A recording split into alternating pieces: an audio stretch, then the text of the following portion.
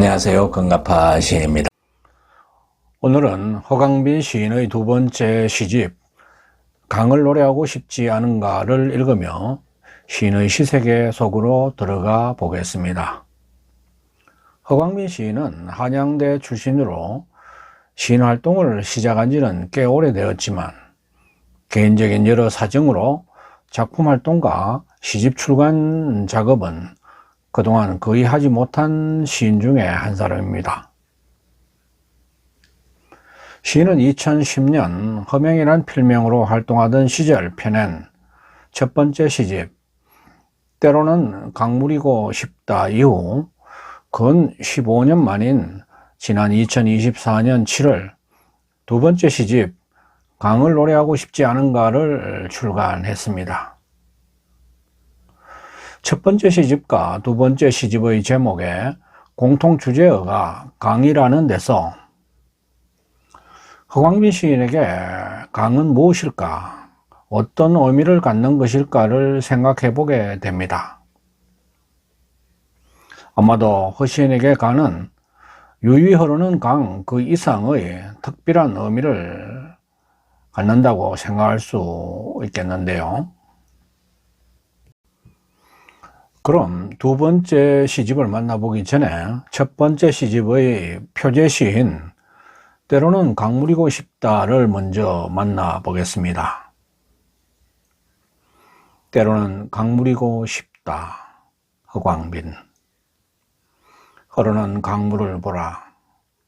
아침을 깨우며 낮달을 싣고 밤을 재우며 별밭을 유행하듯 세월의 편린 속에 남겨진 추억의 풍광을 따라 한 길로 한 길로 흐르나니 계절마다 고혹한 꽃향을 품고 바람의 숨길이 지나치는 강산 어귀를 만나면 사람 인심 가득한 정으로 반기며 열목 돌아갈 줄 아나니 인생의 한 자락을 뒤돌아보며 때로는 가슴 저미는 서러움으로 아무리 삶을 부리고 싶을 만큼 지쳐 있다 해도 침묵으로 흐르는 강물을 보라. 삶의 갈피마다 꽃은 지고 표표히 나붓기는 옛사랑마저 그리우면 별빛밖에 없는 검은 밤일지라도 머무르지 않고 어디론가 흐르는 때로는 강물이고 싶다. 이 시는 우선 낭송하기에 좋은 시라는 생각이 듭니다. 우리네 삶에 대한 비유와 성찰이 소리 없이 흐르는 강물처럼 잔잔히 파문져 오기 때문입니다. 이 시의 구조는 강물을 보라로 시작해 강물이고 싶다로 마무리됩니다.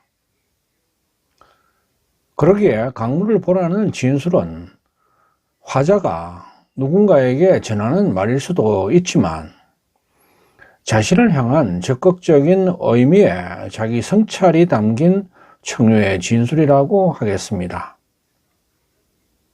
그렇다면 시인은 강물의 무엇, 어떤 강물을 보라는 것일까요? 첫째는 세월의 편린 속에 담겨진 추억의 풍광을 따라 한 길로 한 길로 흐르는 강물입니다. 한 길로 흐르는 강물은 그냥 의미 없이 한 길로 흐르는 강물이 아니라 아침을 깨우며 낮달을 싣고 밤을 재우며 별밭을 유행하는 그런 삶의 여정, 삶의 편린 속에 담겨진 추억의 풍광을 따라 흐르는 강물입니다. 그렇죠. 우리네 삶도 어쩌면 지나온 머릿속에 그려지고 떠오르는 추억의 풍광을 따라 살아가는 것일 테니까요. 시인의 잔잔한 진술이 한 길로 묵묵히 흐르는 저 깊은 강물의 마음처럼 우리네 마음을 촉촉히 적혀줍니다. 두 번째로 시인에게 강물은 계절마다 고혹한 꽃향을 품고 바람의 손길이 지나치는 강산 어귀를 만나면 사람 인심 가득한 정으로 반기며 여울목 돌아갈 줄 아는 그런 강물입니다. 여기서 눈길을 끄는 구절은 사람 인심 가득한 정으로 반기며 여울목 돌아갈 줄 아는 강물이라는 사유입니다. 강물에 인간적 정을 이입하고 나아가 여울목을 돌아갈 줄 아는, 즉 강물을 지혜의 강물로 인식하고 있는 점입니다. 이는 시인 자신이 그런 인간적 정을 중시하는 삶을 추구하고 있음과 함께 여울목을 돌아갈 줄 아는 강의 지혜를 배우고자 하는 마음을 담고 있다고 하겠습니다. 이 시의 메시지는 우리네 삶이 때로는 가슴 저리미는 서러움으로 삶을 버리고 싶을 만큼 지쳐 있다 해도 묵묵히 침묵으로 흐르는 강을 보라고 하는 넷째 연애에 있습니다. 그렇습니다. 우리네 삶이 가슴 저미는 서러움으로 때로 삶을 버리고 싶을 만큼 지쳐 있다 해도 추억의 풍광을 따라 한 길로 흐르는 저 강물의 꿋꿋함으로, 그리고 인정으로 반기며 여울목을 돌아가는 강물의 지혜를 보고 깨달으라는 바람을 담고 있는 것입니다. 마지막 연에 이르면 이제 자신에게로 돌아옵니다. 자신의 상황이 비록 표표히 꽃이 지고 옛사랑마저 바람에나 묶이는 그런 상실과 그리움의 순간이지만, 그런 캄캄한 검음의 순간에도 머무르지 않고 어디론가 흐르는 강물처럼 그런 삶을 살고 싶다는 간절한 염원과 다짐에 이르고 있는 것입니다. 검음의 시간에도 멈추지 않는 강물에 비록 우리네 삶이 힘들지만 절망하지 않고 살아가겠다는 의지와 다짐을 이입하고 있는 것입니다.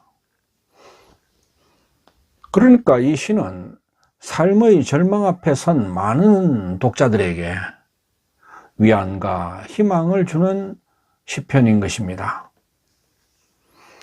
그러기에 앞에서도 강조한 것처럼 허강빈 시인의 첫 번째 시집의 표제시 때로는 강물이고 싶다 시편은 낭송용 시로 그 깊이와 품격을 갖춘 좋은 시라고 하겠습니다. 그럼 이제 두 번째 시집 강을 노래하고 싶지 않은가에 실린 시를 만나보겠습니다. 두 번째 시집은 5부로 나뉘어 모두 91편의 시가 실렸고 2편의 해설이 수록되어 있습니다. 전반적으로 두 번째 시집에 실린 허강빈 시인의 시는 순수를 지하는 고독과 사랑, 그리고 그리움으로 요약할 수 있을 것 같습니다. 고독과 사랑은 서로 관계가 없는 것처럼 보이지만 100세를 넘기신 철학자 김영석 교수에 따르면 사랑을 가장 필요로 하는 사람이 가장 깊은 고독을 느낀다고 말한 바 있습니다. 또 얻을 수 없는 사랑을 품은 이가 그 누구보다도 고독해지는 법이라고 했습니다. 그러니까 사랑의 갈구가 고독과 어쩌면 비례한다는 것인데요. 그렇다면 역으로 고독하지 않은 사람은 진정한 사랑을 가슴에 품지 않은 사람이라고 말할 수도 있을 것 같네요. 어쨌든 진정한 사랑의 마음은 고독 고독한 마음이라는데 동의를 할 수 있을 것 같습니다. 그에게 가기 위해 마음을 하늘에 걸어놓고 이 세상 휘휘 돌며 빈몸으로 살며 천상에 거신 시를 위하여 휘어진 몸 꼿꼿하게 세워 온몸으로 삽니다. 시집의 서시 삶의 시를 빚으며에서 시인은 삶과 시의 길을 이렇게 사유하고 다짐합니다. 여기서 그는 시이며 나아가 시의 삶을 의미합니다. 그런 시의 삶을 꿈꾸는 시인의 고독한 시정신의 지향과 결의를 우리는 이 서시에서 만날 수 있습니다. 그만큼 시인의 영혼은 영롱하고 아름답다고 하겠습니다. 영혼의 이슬이게 하소서. 거친 영혼까지 맑게 닦아줄 수 있는 그리하여 삶이 메아리가 닿을 수 있는 곳까지 슬픔으로 풀어내는 영롱하고 아름다운 영혼이게 하소서. 시 눈물의 일부인데요. 시인은 거친 영혼까지 맑게 닦아줄 수 있는 그런 이슬 같은 영혼이고자 합니다. 그리고 시인이 살고자 하는 삶은 메아리가 닿을 수 있는 곳까지 슬픔으로 풀어내는 그런 삶이고자 합니다. 참으로 영롱하고 아름다운 영혼이 아닐 수 없습니다. 눈물은 지극히 슬플 때 또는 큰 기쁨이 솟구쳐 넘칠 때 흐르는 마음의 정수입니다.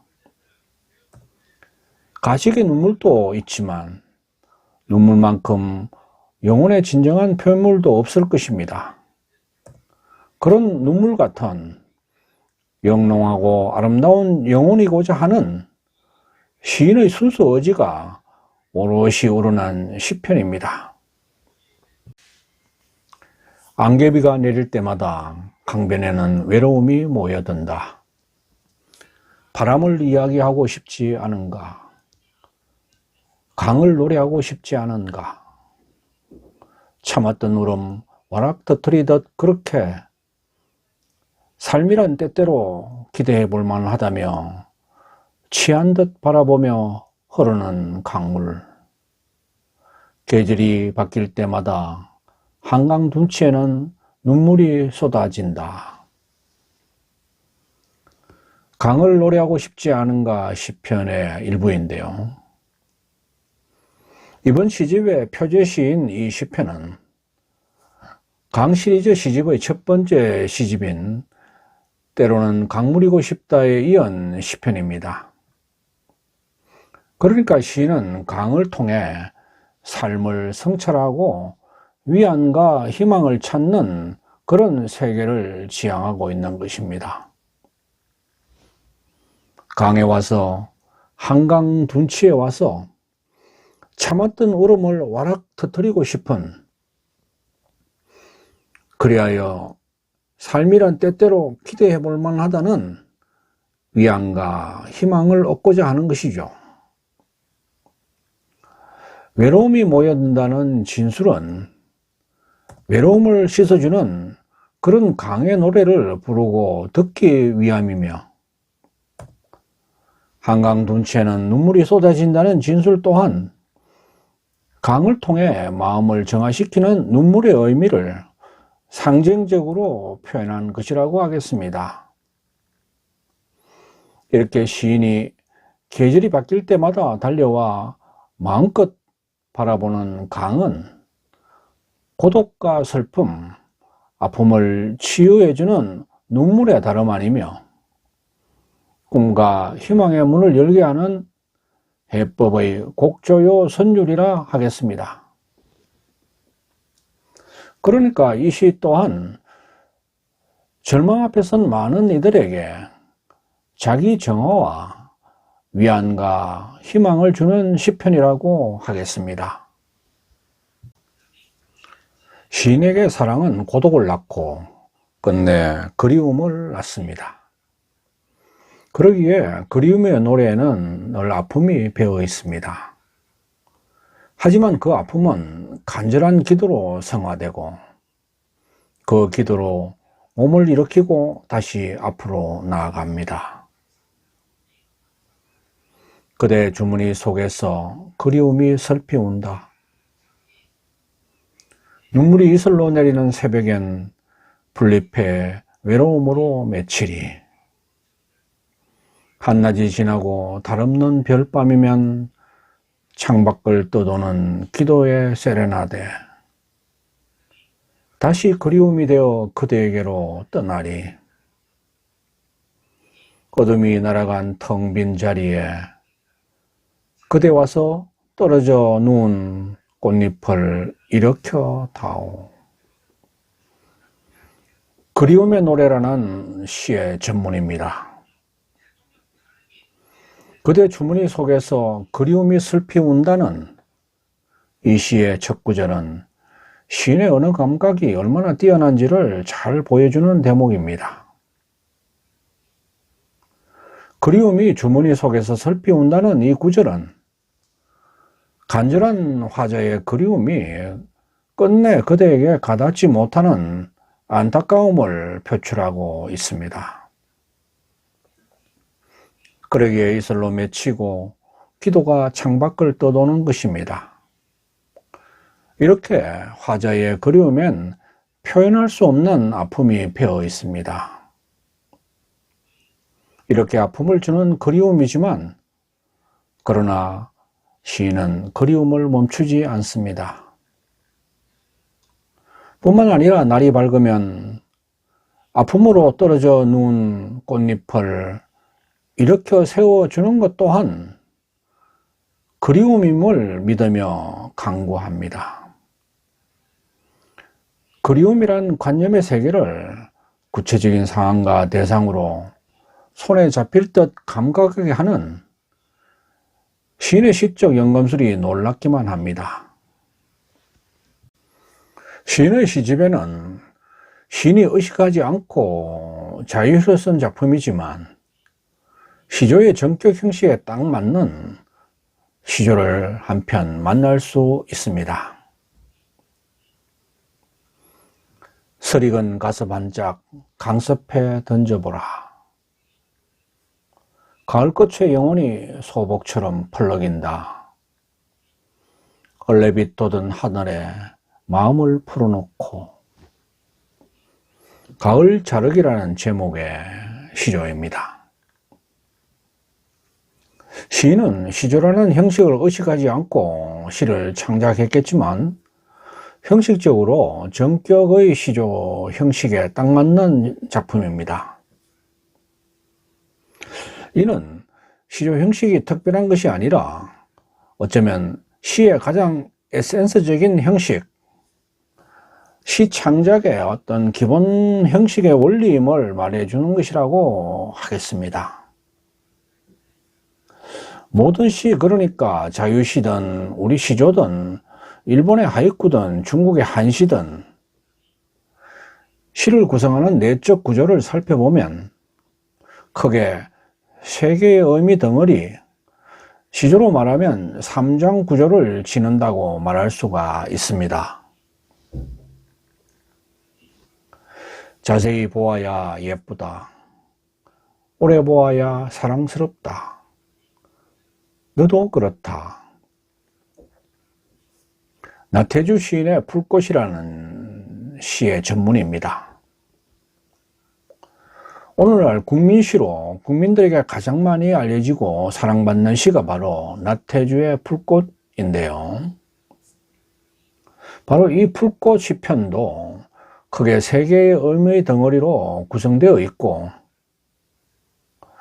시조가 종장에서 어미적 반전을 구사하듯 나태주의 풀꽃 시도 구조를 살펴보면 셋째 연, 너도 그렇다에서 반전의 미학으로 마침내 감동이 창출되는 그런 시의 구조를 갖고 있다는 것입니다. 허광빈 시인의 두 번째 시집 강을 노래하고 싶지 않은가 시집에서 이렇게 전격의 단시조를 만나게 되니 허광빈 시인도 자연스럽게 시조를 쓸 줄 아는 진정한 한국의 시인이구나 하는 생각이 들었습니다. 한국의 시인이면서 한국의 전통적인 시양식인 시조를 창작할 줄 모르는 시인이 이 땅에 너무 많은 현실을 생각할 때 허광빈의 이 시조 한 편은 허시인의 시세계를 더욱 풍요롭고 돋보이게 하는 그런 항목이 아닐까 생각됩니다. 지금까지 허광빈 시인의 두 번째 시집 강을 노래하고 싶지 않은가를 중심으로 시인의 시세계를 만나보았습니다.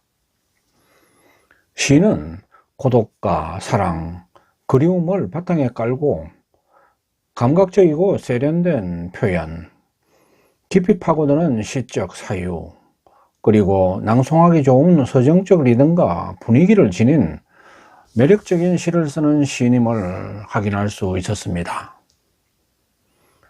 무엇보다 시인의 이번 시집은 가볍지 않은 사유의 강물로 흐르고 있다는 점에서 읽을수록 맛이 깊고 가슴을 촉촉이 적시는 책꽂이에 그냥 꽂아두기엔 아까운 그런 좋은 시집이라고 하겠습니다.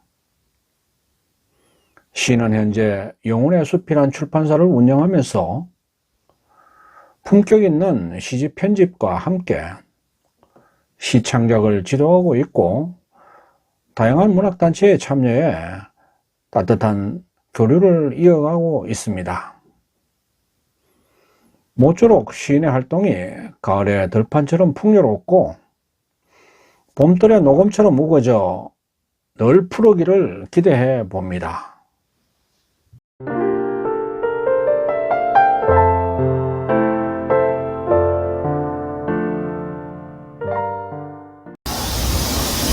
아직까지 금가파 TV를 구독하지 않으신 분은 지금 바로 붉은색 구독 버튼과 좋아요, 엄지척, 그리고 종 모양의 알람 설정을 해주시면 감사하겠습니다. 끝까지 시청해 주셔서 고맙습니다.